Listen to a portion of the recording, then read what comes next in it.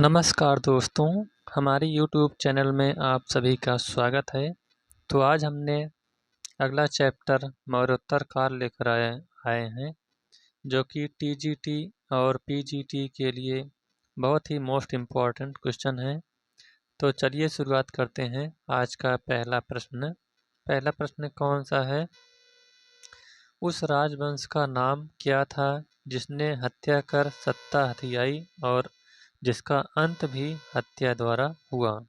तो आपको उस वंश का नाम बताना है जिस वंश की शुरुआत हत्या से और उस वंश का अंत भी हत्या के द्वारा हुआ था।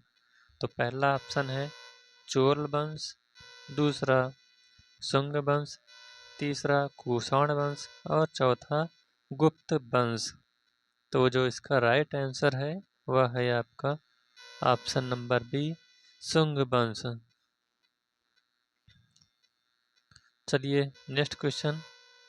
अगला क्वेश्चन है शुंग वंश का संस्थापक कौन था? पहला ऑप्शन है पुष्यमित्र शुंग, दूसरा खारबेल, तीसरा है अग्निमित्र और चौथा उपर्युक्त में से कोई नहीं। तो इसका राइट आंसर है आपका ऑप्शन नंबर ए, शुंग वंश का संस्थापक पुष्यमित्र शुंग था। चलिए अगला क्वेश्चन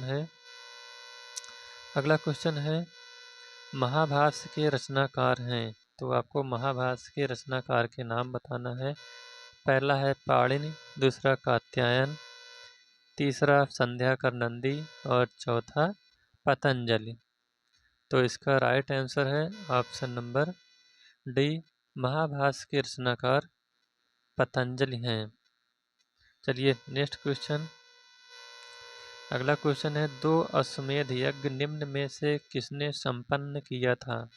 तो आपको बताना है कि दो अश्वमेध यज्ञ किसने किया था। पहला है समुद्रगुप्त, दूसरा पुष्यमित्र शुंग, तीसरा दशरथ और चौथा स्कंदगुप्त।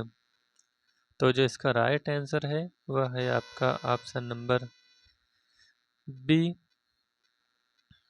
पुष्यमित्र शुंग ने दो अश्वमेध यज्ञ किया था।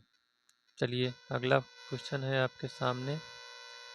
मनुस्मृति की रचना किस वंश के शासनकाल में हुई थी? तो आपको बताना है इसमें से मनुस्मृति की जो रचना हुई है वह किस वंश के शासनकाल में हुई थी।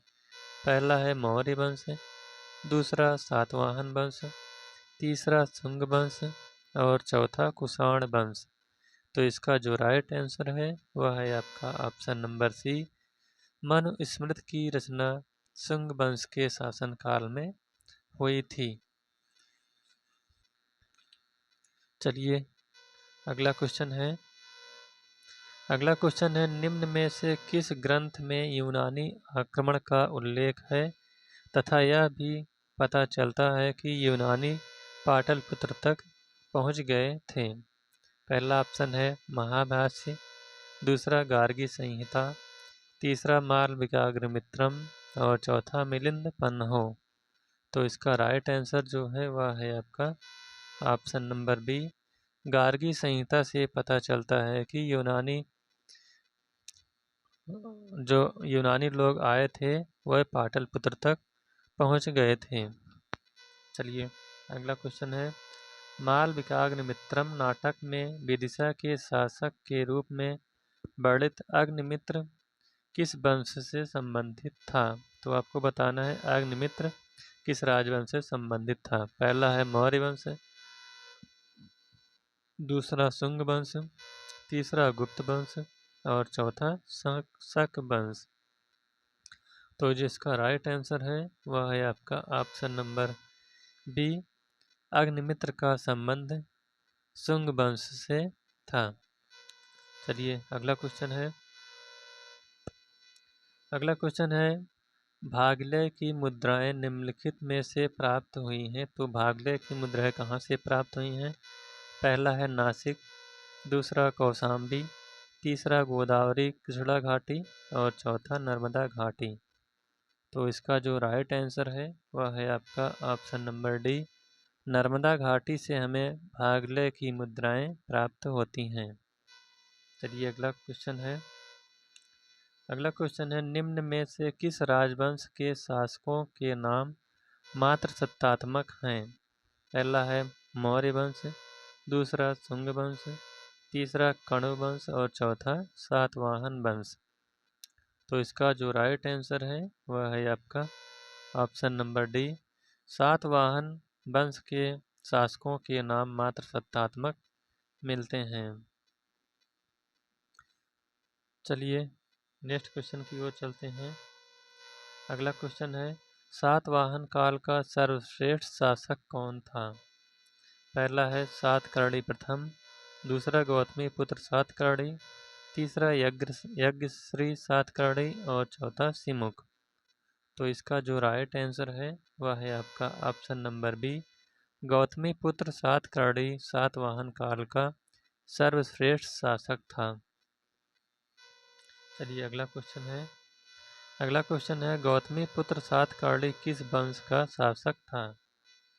पहला है शिशुनाग वंश, दूसरा सप्तकर्ण वंश, तीसरा सातवाहन वंश और चौथा पुष्यभूति वंश। तो इसका जो राइट आंसर हो जाएगा वह है आपका ऑप्शन नंबर सी, गौतमी पुत्र सातकर्णी सातवाहन वंश का शासक था। चलिए अगला क्वेश्चन है, निम्नलिखित में से कौन सा सातवाहन शासक शकों, यवनों एवं पहलवों के संहारकर्ता के रूप में जाना जाता है? पहला है हाल, दूसरा सिमुक, तीसरा सातकर्णी प्रथम और चौथा गौतमी पुत्र सातकर्णी। तो इसका राइट आंसर है आपका ऑप्शन नंबर डी, गौतमी पुत्र सातकर्णी को शकों, यवनों एवं पहलवों के संहारकर्ता के रूप में जाना जाता है। चलिए अगला क्वेश्चन है, गाथा सप्तशती नामक प्राकृत साहित्य का लेखक राजा था। तो कौन गाथा सप्तशती किसके द्वारा लिखी गई थी? पहला है गौतमी पुत्र सातकर्णी, दूसरा सातकर्णी प्रथम, तीसरा हाल और चौथा यज्ञश्री सातकर्णी। तो जो गाथा सप्तशती है यह आपकी हाल के द्वारा लिखी गई थी। ऑप्शन नंबर सी इसका सही हो जाएगा। चलिए नेक्स्ट अगला क्वेश्चन है, गिरनार शिलालेख संबंधित है। तो गिरनार शिलालेख किससे संबंधित है? पहला है रुद्रसेन द्वितीय, दूसरा है रुद्रदामन से, तीसरा है रुद्रसेन प्रथम से और चौथा है खारवेल से। तो इसका जो राइट आंसर है वह होगा आपका ऑप्शन नंबर बी, रुद्रदामन से गिरनार शिलालेख संबंधित है। और गिरनार शिलालेख कहाँ है? तो यह जूनागढ़ जो कि गुजरात में पड़ता है, यहीं से संबंधित है। चलिए अगला क्वेश्चन है, निम्नलिखित में से किसने बेसनगर में गरुड़ स्तंभ बनवाया था? तो गरुड़ स्तंभ किसके द्वारा बनवाया गया था? पहला है हेलियोडोरस, दूसरा मिनांडर, तीसरा मिहिरकुल और चौथा कनिष्क। तो इसका जो राइट आंसर है वह है आपका option number A, Heliodorus. Besnagar में गरुड़ स्तंभ हेलियोडोरस के द्वारा बनवाया गया था। ऑप्शन नंबर ए इसका सही उत्तर हो जाएगा। चलिए अगला क्वेश्चन है, निम्न में से कौन सा अभिलेख भागवत धर्म के इतिहास के लिए महत्वपूर्ण है? पहला है मथुरा स्तंभ अभिलेख, दूसरा बेसनगर स्तंभ अभिलेख, तीसरा रुक्मिणदेही स्तंभ अभिलेख और चौथा तालगुंड अभिलेख। तो इसका जो राइट आंसर होगा वह हो जाएगा ऑप्शन नंबर बी, बेसनगर स्तंभ अभिलेख का संबंध भागवत धर्म के इतिहास से है। चलिए नेक्स्ट क्वेश्चन की ओर चलते हैं।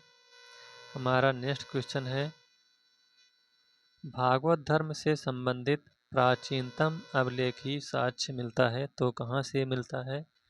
पहला है समुद्रगुप्त का इलाहाबाद अभिलेख, दूसरा हेलियोडोरस का बेसनगर स्तंभ लेख, तीसरा स्कंदगुप्त का भीतरी स्तंभ लेख और चौथा मेहरौली स्तंभ लेख।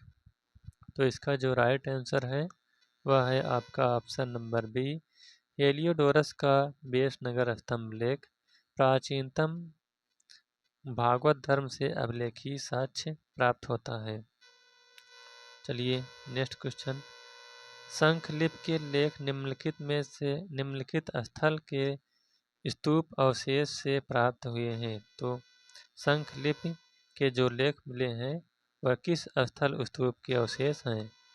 पहला है भरहुत, दूसरा देउर कुठार, तीसरा अमरावती और चौथा सारनाथ। तो इसका सही उत्तर है आपका ऑप्शन नंबर ए, बरहुत स्तूप से। चलिए नेक्स्ट क्वेश्चन, अगला क्वेश्चन है, किस शासक के शासनकाल में सेंट थॉमस नामक ईसाई भारत में ईसाई धर्म के प्रचार के लिए आया था? पहला है गोंडो फर्नीज, दूसरा है डेमेट्रियस, तीसरा है बिमकटफिसेस और चौथा है कनिष्क। तो इसका राइट आंसर है आपका ऑप्शन नंबर ए, गोंडो फर्नीज जो है यह सेंट थॉमस नामक ईसाई भारत में ईसाई धर्म के प्रचार के लिए आया था गोंडो फर्नीज के शासनकाल में। अगला क्वेश्चन है, निम्नलिखित में से उत्तरी भारत में कौन अंतिम ग्रीक शासक था? पहला है अजेस, दूसरा गोंडोफर्नेस, तीसरा है हिप्पोट्रेटस और चौथा है कनिष्क। तो इसका जो सही आंसर है वह है हिप्पोट्रेटस। चलिए नेक्स्ट क्वेश्चन की ओर चलते हैं। अगला क्वेश्चन है, सोने के सिक्के भारत में सर्वप्रथम किसने प्रारंभ किए थे? तो भारत में सर्वप्रथम सोने के सिक्के किसने चलाए थे? पहला है मौर्य वंश, दूसरा रोमन वंश, तीसरा इंडो ग्रीक वंश और चौथा गुप्त काल।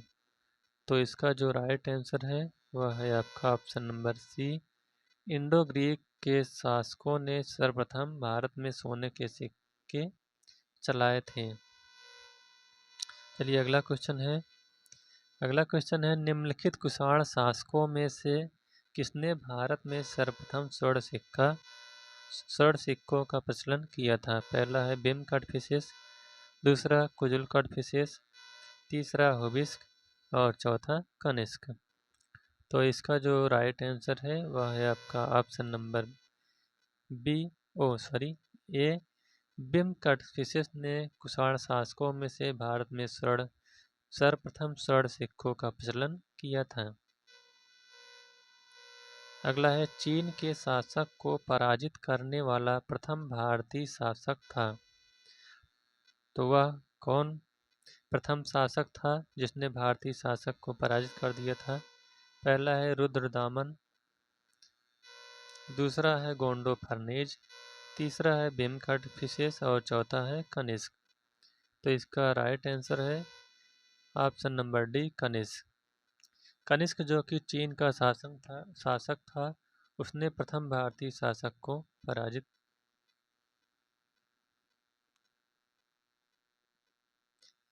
तो कनिष्क प्रथम भारत का शासक था जिसने चीन के शासक को पराजित कर दिया था। चलिए अगला क्वेश्चन है, निम्नलिखित में किस शासक ने अपने सिक्कों पर शाक्यमुनि बुद्ध की आकृति अंकित करवाई थी?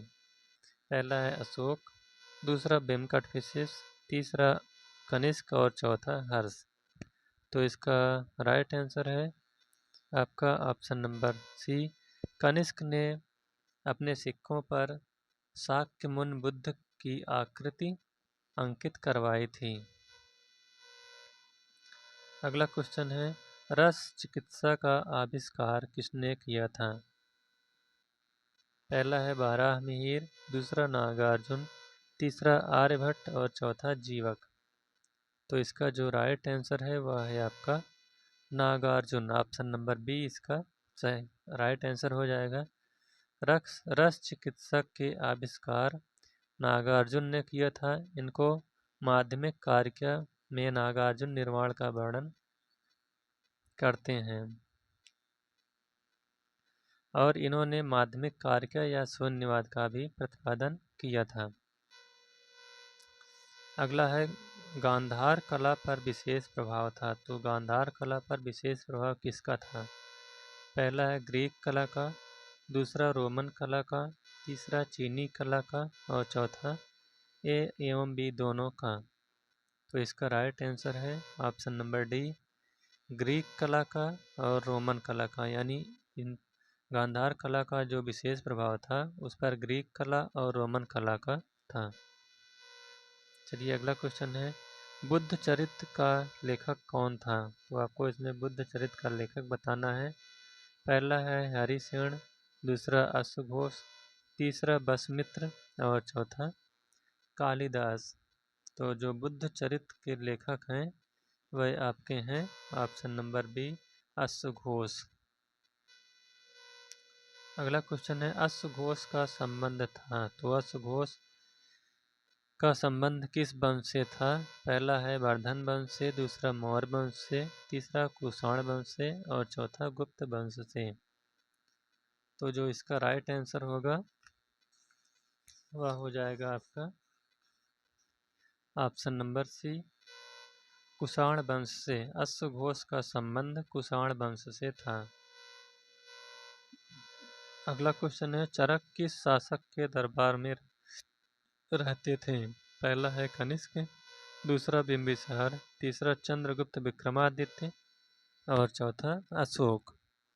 तो जो इसका राइट आंसर है वह है आपका ऑप्शन नंबर ए, चरक जो है ये कनिष्क के दरबार में रहते थे। अगला क्वेश्चन है, शक संवत कब प्रारंभ हुआ था? पहला है 56 ईस्वी, दूसरा 78 ईस्वी, तीसरा 56 ईसा पूर्व और चौथा 78 ईसा पूर्व। तो इसका जो राइट आंसर है वह है आपका ऑप्शन नंबर बी, 78 ईस्वी में शक संवत का प्रारंभ हुआ था। अगला क्वेश्चन है, कनिष्क ने 78 ईस्वी में जिस संवत की स्थापना की उसे कहते हैं?